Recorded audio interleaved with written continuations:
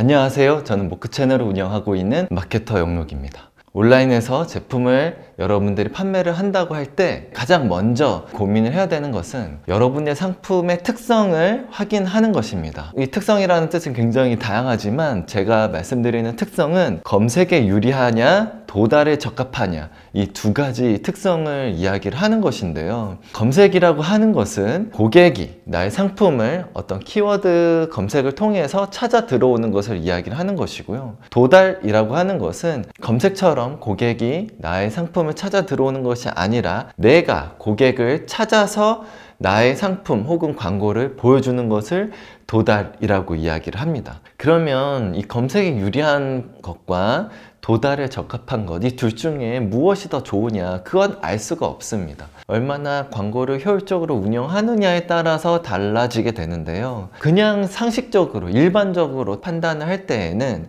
아무래도 이 검색에 유리한 상품은 내가 비용을 들이지 않더라도 고객이 스스로 잘 나의 상품을 검색해서 들어올 수 있기 때문에 내가 아무래도 조금이라도 비용을 아낄 수 있게 된다고 생각할 수 있겠죠. 반면에 도달은 내가 고객을 찾아서 계속 나의 상품, 나의 광고를 보여줘야 되기 때문에 그 컨텐츠를 제작하는 데도 비용이 들어갈 수도 있고, 그 컨텐츠를 고객에게 보여줄 때 매체의 광고 수수료 같은 부분이 발생할 수 있겠죠. 그렇기 때문에 아무래도 비용을 효율적으로 운영하는 면에서는 이 검색 기반 훨씬 좋다고 생각합니다. 하지만 여기서도 일장일단이 있기는 해요. 왜냐하면 검색에 유리한 상품은 절대적인 양 그 정도까지만 고객을 만날 수가 있습니다. 예를 들면 나의 메인 키워드가 월간 검색량이 1000건이다. 그러면 1000건 이상으로 내가 어찌하지를 못하는 거죠. 하지만 도달은 내 상품이 괜찮고 광고 콘텐츠의 효율이 괜찮다 그러면 내가 지불할 수 있는 어느 정도의 그 예산에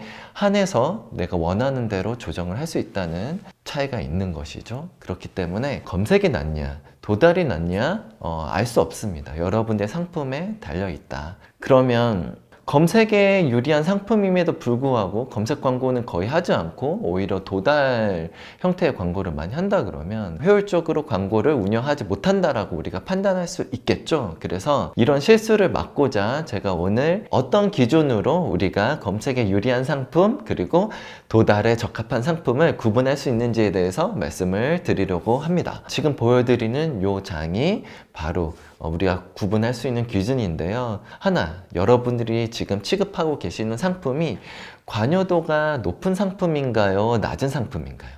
높은 상품이라면 도달 쪽으로 접근하시는 것이 맞을 수 있고요. 낮은 상품이라면 검색에 유리할 수 있습니다. 그 이유인 즉슨 관여도가 높으면 사람들은 어떤 제품의 카테고리, 제품의 일반적인 명칭으로 검색하는 것이 아니라 이미 본인이 사용하고 있는 브랜드 이름으로 검색해서 구매할 확률이 높거든요. 하지만 관여도가 낮은 상품이라면 브랜드를 검색하기보다는 상품을 부르는 일반적인 명칭, 이어폰, 샴푸, 이런 일반적인 명칭으로 검색해서 자신이 원하는 상품을 찾아 구매하거든요. 그렇기 때문에 아무래도 관여도가 높은 상품은 낮은 상품보다는 이 검색에 불리하다라고 말씀드릴 수 있습니다. 그리고 이와 같은 맥락으로 현재 여러분들의 판매하시는 제품의 그 브랜드 어느 정도 대중에게 알려져 있는지 그렇지 않은지도 역시 검색 기반에 유리하냐 불리하냐를 판단할 수 있는데요. 브랜드 인지도가 높으면 사람들은 그 브랜드 이름을 네이버나 다음이나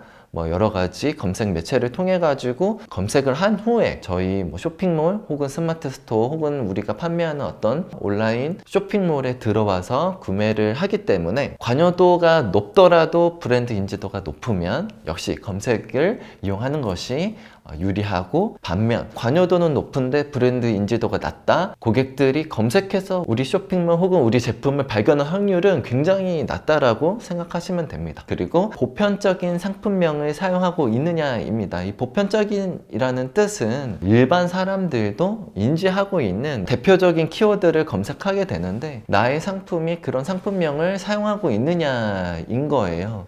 예를 들면 이런 겁니다. 디자인 문구를 판매를 하는데 예를 들면 보시면 줄이 이렇게 그려져 있는 줄노트가 우리 상품이에요. 고객들은 디자인이 괜찮은 줄 노트를 검색을 하려고 한다 그러면 네이버에 줄노트 이렇게 검색을 할 수 있을 것 같아요. 하지만 내가 평범하게 나의 상품을 줄노트라고 하지 않고 라인노트라고 뭐 지칭을 했다든지 뭐 이런 식으로 나의 상품명을 붙였다면 고객들이 그런 상품명을 알고 있지 않기 때문에 네이버나 다음을 통해서 나의 상품을 검색해서 들어올 수 있는 확률이 굉장히 낮아지는 것이죠. 그래서 여러분들이 이미 상품을 만들었고 그 상품에 어떤 공식적인 명칭을 붙였다 했을 때 그게 보편적인 상품명이면 검색을 이용하시는 것이 좋다라고 볼 수 있고, 나만의 어떤 특별한 이름을 사용하고 있다면 검색이 될 거라는 기대는 갖지 말고 보다를 어떻게 할 수 있을 것인가에 대해서 고민을 하는 것이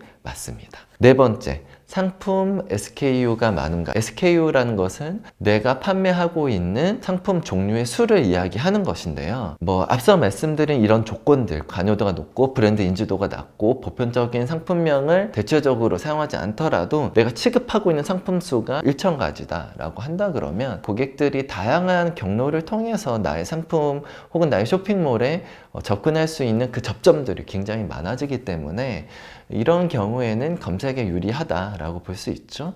하지만 내가 상품이 10가지 미만으로 내가 판매를 하고 있다라고 한다 그러면 고객들은 A라는 상품을 통해서 나의 쇼핑몰에 들어와서 다른 B, C, D, E, F, G 상품들을 발견할 수 있는 확률들이 굉장히 낮기 때문에 검색 기반으로는 불리하다 라고 판단할 수 있을 것입니다. 다시 한번 정리드리면 관여도가 낮은 상품군이냐, 브랜드 인지도가 높냐, 보편적인 상품명을 사용하고 있느냐, 상품 SKU가 많으냐. Y가 많다면 검색에 집중해서 나의 광고를 관리하는 것이 맞고, N이 많다면 검색은 그냥 기본적으로만 세팅을 해놓고 어떤 컨텐츠를 만들어서 고객의 관심을 끌 것이냐에 대한 고민을 하시는 것이 맞다 라고 생각이 듭니다. 그래서 오늘 제 컨텐츠를 한마디로 정리하자면